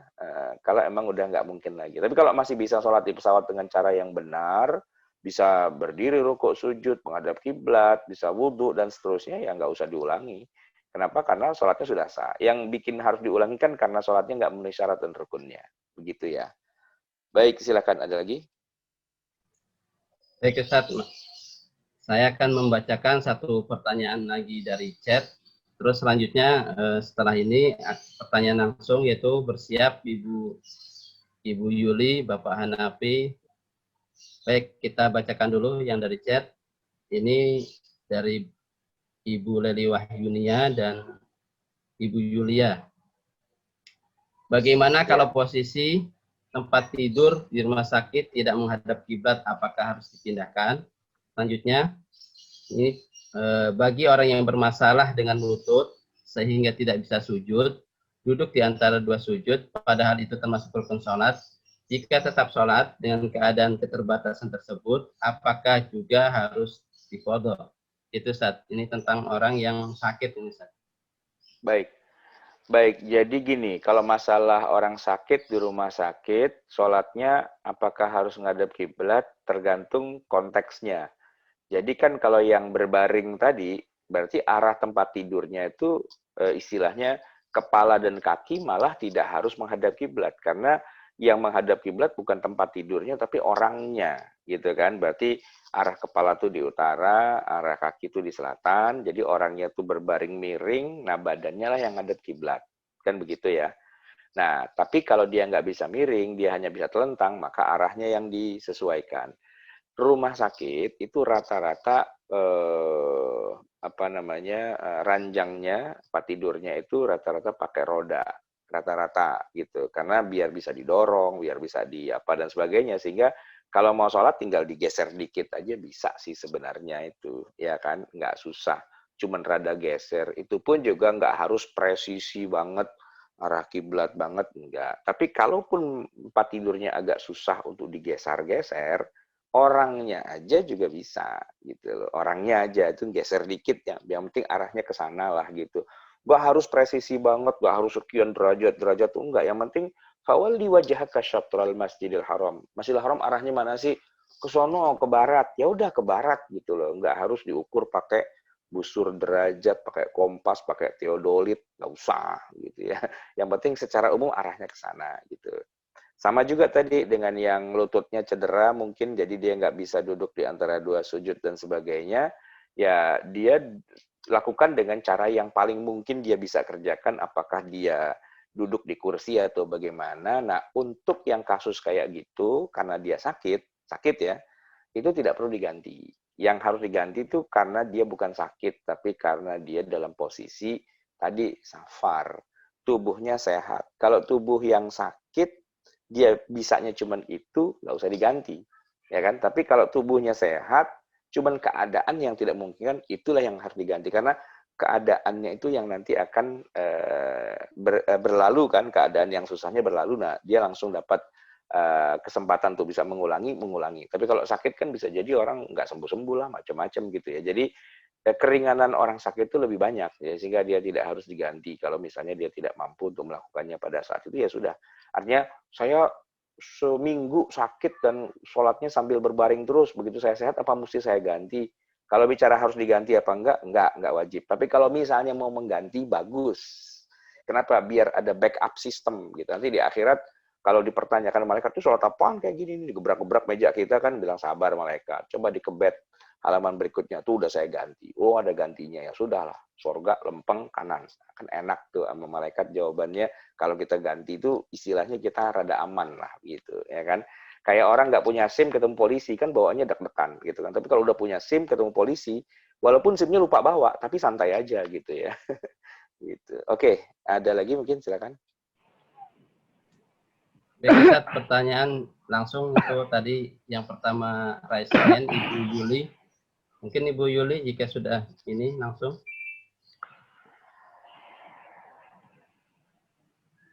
Ibu Yuli. Kita lewat Bapak Hanafi. Assalamualaikum Ustaz. Waalaikumsalam warahmatullahi wabarakatuh. Ustaz, saya mau bertanya tentang surat Al-Ma'un ayat 4. Fawailul lil musallin alladzina hum an salatihim sahun. Celakalah orang yang salat, yaitu orang yang lalai dari salatnya. Maksudnya lalai itu mohon penjelasannya Ustaz. Ya. Jadi ini ayat cukup sering dibahas ya. Jadi Allah di situ memang cukup unik ya menyebutkan orang sholat itu celaka gara-garanya dia lalai dari sholatnya. Nah kalau kita perhatikan secara huruf ya, alladzina hum an sholatihim sahun. An di situ ya lalai dari mengerjakan sholat. Lalai dari itu kata-kata an itu artinya dari gitu. Sedangkan kalau orang yang lalai dalam arti misalnya sholatnya nggak khusyuk, pikirannya kemana-mana dan sebagainya, ungkapannya bukan an sholatihim, tapi fi sholatihim ya. Kalau ayat bicara khusyuk tuh bukan an tapi fi. Coba kita kaitkan dengan tadi yang bicara khusyuk di dalam surat Al-Mu'minun ya. Qad aflahal mu'minun alladzina hum fi sholatihim khasyi'un. Mereka yang di dalam sholatnya khusyuk. Gitu kan. Jadi kalau khusyuk tuh ngomongnya di dalam sholat. Nah yang wailul lil musallin itu bukan alladzina hum fi sholatihim sahun. Bukan. Tapi bunyinya alladzina hum an sholatihim sahun. Lalai dari mengerjakan ibadah sholat. Bukan lalai di dalam mengerjakan. Mengerjakan, tapi lalai. Itu namanya tidak khusyuk. Itu nggak jadi masalah. Yang jadi masalah adalah lalai dari mengerjakan. Lalai dari mengerjakan itu maksudnya ya berarti nggak mengerjakan. Maksudnya gimana? Sholat tapi kok nggak mengerjakan? Maksudnya begini. Sholat kan 5 waktu. Ya kan? Ada zuhur, ada asar, ada maghrib, isya, subuh. Nah, dia sholatnya bukan 5 waktu, tapi sholatnya sewaktu-waktu. Sholat sih, tapi kalau lagi sempet, gitu. Sholat sih, tapi kalau lagi kondisi tertentu aja, lagi menjelang akad nikah, rajin sholat, gitu ya. Lagi ada musibah, rajin sholat, gitu. Lagi mau istilahnya dipanggil polisi, gitu, jadi rajin sholat. Gitu. Pengadilan, sholat, gitu. Tapi kalau lagi meeting, lagi apa tuh hilang tuh sholatnya semua, wallahu alam tahu kemana. Nah, itu yang sholatnya kadang-kadang sholat, kadang-kadang enggak. Ya, aturannya 5 waktu malah sewaktu-waktu, gitu ya. Nah itu, fawailul lil musallin alladzina hum an sholatihim sahun, itu maknanya adalah yang sholatnya itu tidak klop, tidak 5 waktu, banyak bolongnya, banyak rapot merahnya gitu. Bukan orang yang tidak khusyuk dalam sholat. Enggak lah, masa gara-gara nggak khusyuk masuk neraka wail, ya enggak lah. Nabi aja nggak khusyuk, Nabi aja suka lupa kok. Masa Nabi masuk neraka wail? Enggak. Jadi makna dari fawailul lil musallin di situ bukanlah celaka orang yang tidak khusyuk, tapi celaka orang yang sholatnya nggak lengkap. Nggak 5 waktu gitu istilahnya. Baik Pak Hanafi, ada lagi mungkin Ibu Yuli tadi masih ada? Ibu Yuli, kalau masih ada Ibu Yuli. Kelamaan diangkat tangannya jadi udah keburu. Pegel kayaknya sih. Jadi banyak yang nanya. yang raise Iya, hand juga silakan. baik yang nanya. Tapi Ya, silakan. mohon Bapak-bapak, Ibu-ibu, pertanyaannya yang berkaitan tentang sholat. Dimohon tentang sholat ya, tips dan trik. Tadi pertama mungkin di sini ada Pak Taufik Nur, Pak Edi, Pak Sujono, Pak Indro. Nanti kalau waktunya sudah habis, mohon maaf tidak ini ya. Silakan Pak Taufik dulu. Silakan Pak, pertanyaan sesuai tema ya Pak. Assalamualaikum Pak Ustadz. Waalaikumsalam warahmatullahi wabarakatuh. Bisa ketemu lagi Pak Ustadz. Ya, Ini pertanyaannya ya nggak harus dibatasi dengan harus ada pakai judul ya Ustadz ya. Ini kan pertanyaan yang menyangkut keimanan. Jadi pertanyaan saya begini Ustadz. Di dalam keimanan itu kan ada tingkatan-tingkatan yang Ustadz. Nah, sekarang setan juga menggoda, ada tingkat-tingkatannya itu Ustadz. Yang saya mau tanyakan, bagaimana kita untuk menangkal tingkatan-tingkatan godaan setan itu Ustaz? Itu Ustaz, mohon pencerahannya. Terima kasih. Assalamualaikum warahmatullahi wabarakatuh. Terima kasih Pak Said. ya. Waalaikumsalam warahmatullahi. Godaan setan itu kalau yang tingkat level rendah cukup dengan baca ta'awuz, a'udzubillahi minasyaitonirrajim gitu ya. Atau baca ayat-ayat yang kira-kira menangkal godaan setan seperti diajarkan oleh Nabi, baca qul a'udzu birabbil falaq, qul a'udzu birabbin nas, baca ayat kursi, baca ayat tertentu dalam surat Al-Baqarah. Jadi bacaan-bacaan gitu ya. Itu yang singkat-singkat atau yang simpel-simpel. Tapi kalau godaan setan yang agak besar gitu, maksudnya yang besar itu jadi bukan cuman sekedar masalah was-was di hati, tapi juga masalah setan itu kan ada dua ya, dia bikin was-was, yang kedua dia bikin sesat.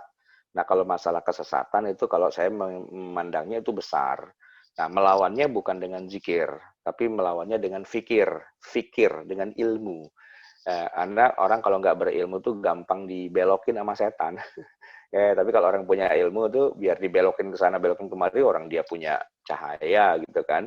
Jadi dia nggak mudah dibelokin. Jadi kalau yang godaan kecil-kecil itu dengan zikir, dengan banyak ibadah, dengan mendekat pada Allah gitu kan, dengan berwudu, dengan doa dan sebagainya. Tapi kalau yang gedenya setan tuh biasanya menyesatkan manusia. Nah itu gara-gara kebodohan, keawaman. Awamnya itu harus dilawan dengan ya menimba ilmu yang lebih banyak lagi.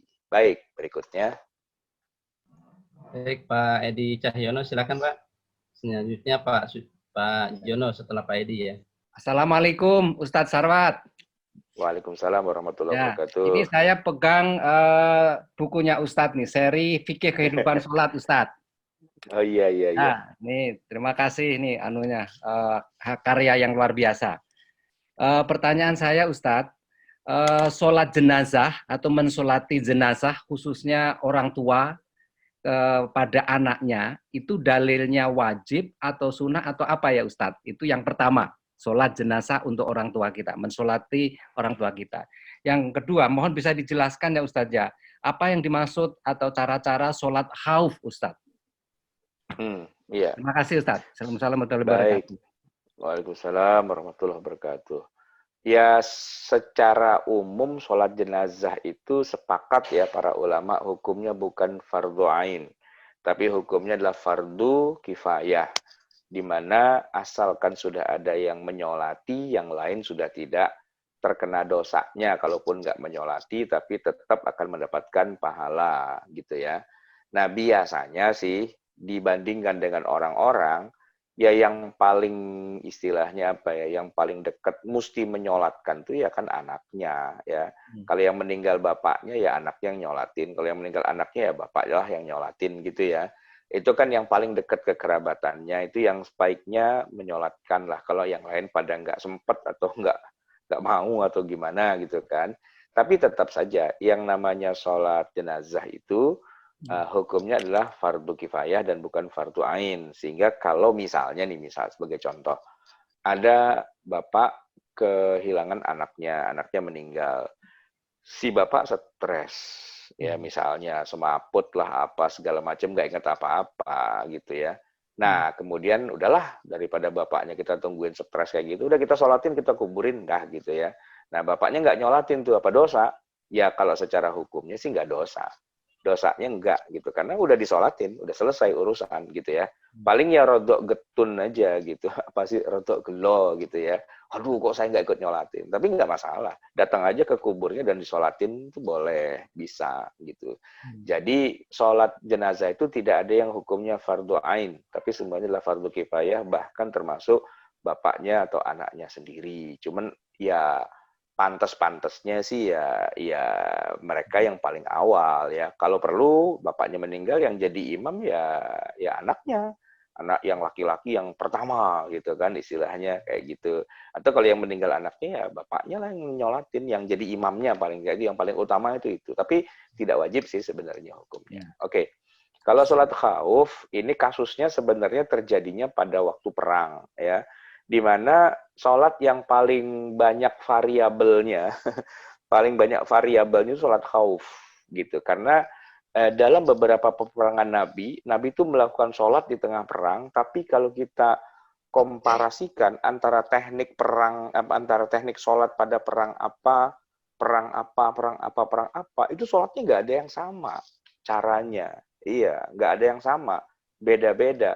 Maka sebagian ulama mengatakan boleh pakai yang model mana saja, karena semuanya dilakukan oleh Nabi, gitu ya, disesuaikan dengan ya istilahnya kebutuhannya, gitu kan. Tapi sebagian lagi mengatakan semuanya itu sudah tidak berlaku lagi, ya. Karena apa? Karena nanti ada istilahnya kan begini, sholat khauf yang dicontohkan oleh Nabi itu rata-rata adalah sholat berjamaah. Ah, gitu. Contoh-contoh sholat khauf itu adalah sholat berjamaah semua, di mana mungkin pada masa itu berjamaah itu dianggap sebagai syarat sahnya sholat di masa itu, gitu kan?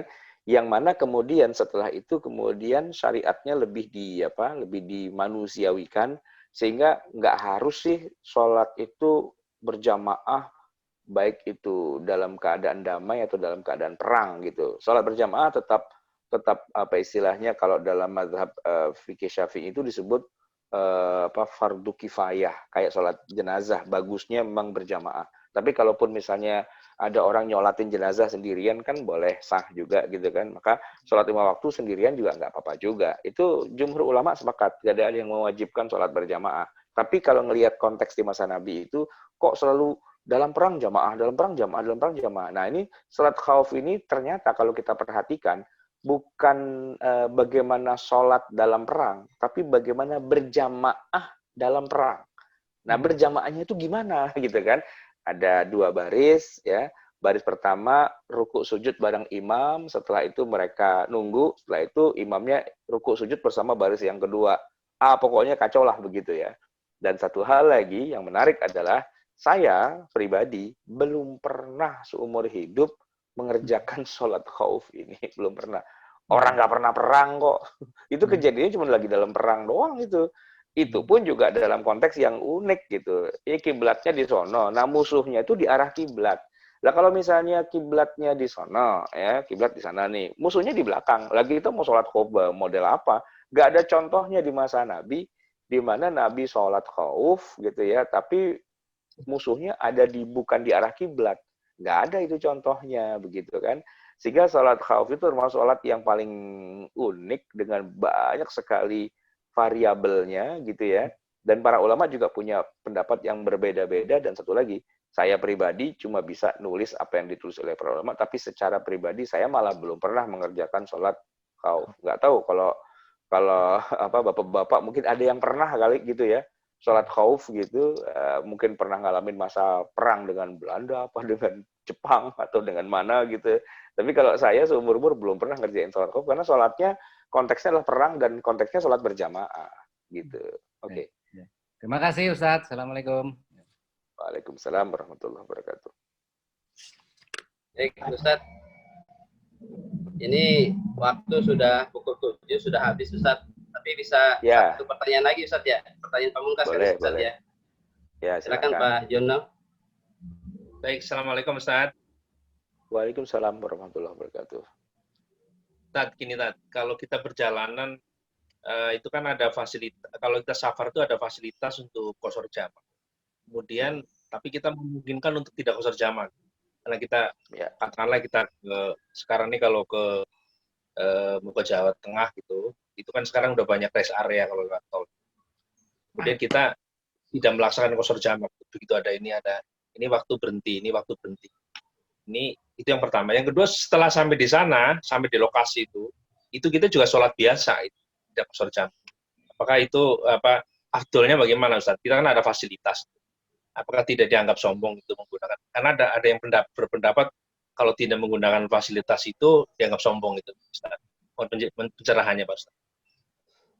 Ya memang para ulama dalam masalah fasilitas ini terpecah menjadi dua. Ada yang seperti mengharuskan gitu ya, minimal menyunahkan, lebih afdolnya itu Allah sudah kasih kita fasilitas kok nggak dipakai, kok sombong banget gitu ya. Tapi sebagian ulama yang lain mengatakan enggak, ini bukan masalah fasilitas istilahnya hadiah yang harus kita terima, enggak. Ini keringanan, namanya rukhsah.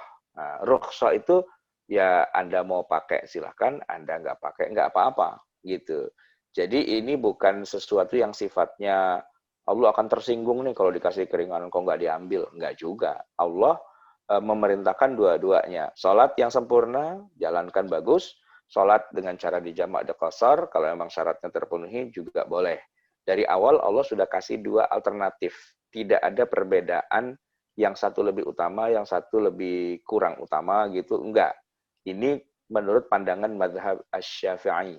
Dalam pandangan mazhab Syafi'i, yang namanya rukhsah, gitu keringanan, ya itu nilainya sepadan dengan yang aslinya. Ya, jadi tinggal kembalinya kepada kita. Mana yang lebih kita pilih, kita lihat teknis kita, gitu ya. Teknisnya misalnya nih, saya lagi musafir, gitu misalnya. Sebagai musafir kan saya boleh nggak Jumatan, tapi saya pengen Jumatan ya boleh-boleh aja Jumatan. Dan sudah gugur kewajiban sholat zuhurnya. Begitu juga tadi, sebagai musafir saya boleh jamak qasar, tapi enggak saya mau berhenti di setiap rest area sambil ngopi-ngopi, sambil sholat dan sebagainya. Monggo, dua-duanya pilihan yang tidak ada nilai lebihnya masing-masing secara hukum syariahnya, tapi nilai lebihnya kembali kepada kita secara teknis, mana yang lebih ngelegake, mana yang lebih nyaman buat kita. Jadi bisa saja sebagian nih, saya satu rombongan nih, satu mobil gitu, yang lain pada jamak qasar, tapi saya enggak jamak, enggak qasar. Saya sholat sesuai dengan waktunya dan 4 rakaat. Itu tidak kemudian saya jadi lebih pahalanya lebih besar gitu, enggak juga.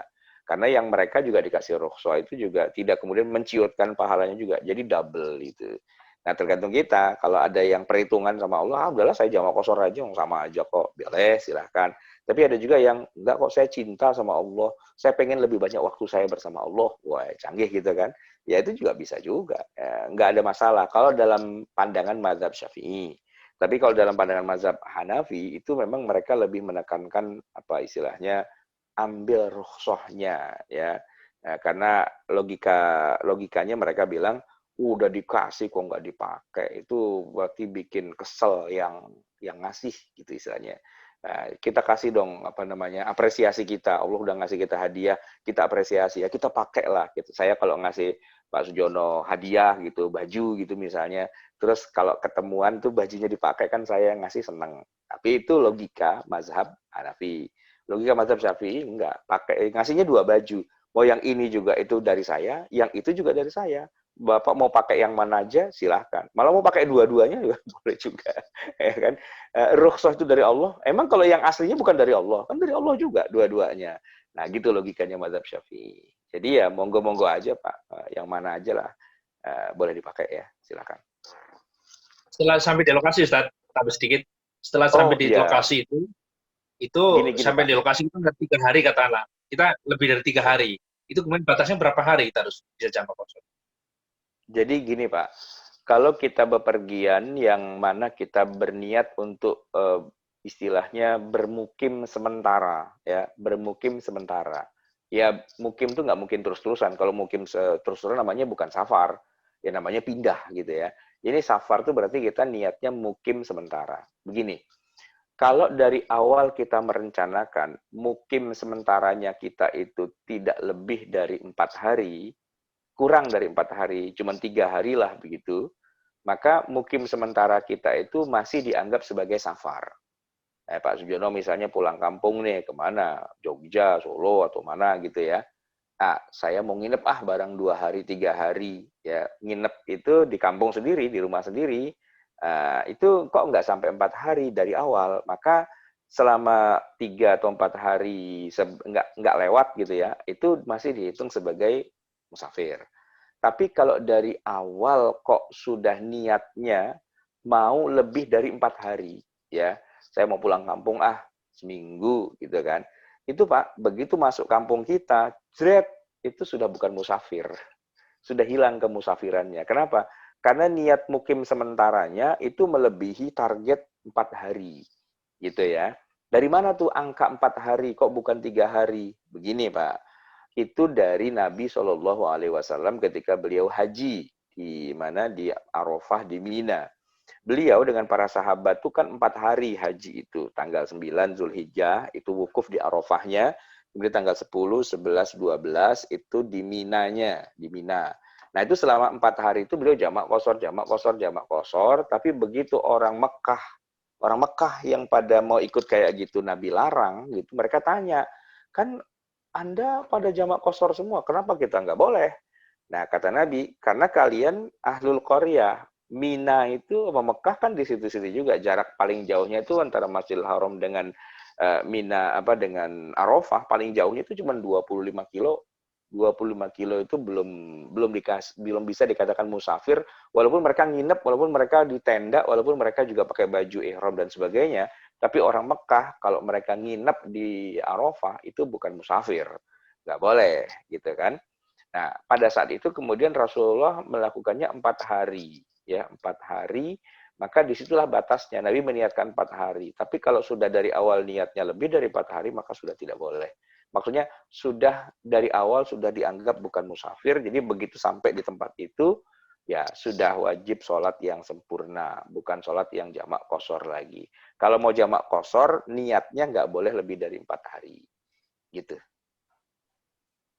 Terima kasih Ustaz. Ya. Terima kasih Ustaz, cukup. Ya.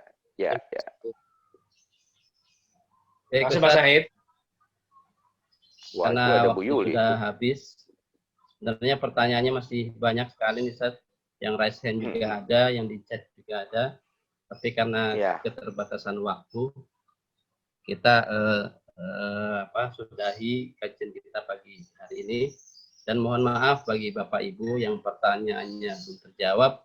Insya Allah akan disambung lagi di lain waktu dengan tema juga tentang sholat mungkin nanti. Baik Ustadz, sebelum acara ini berakhir, mohon Ustadz memimpin doa untuk keberkahan kajian kita pada pagi hari ini. Tafadhal Ustadz.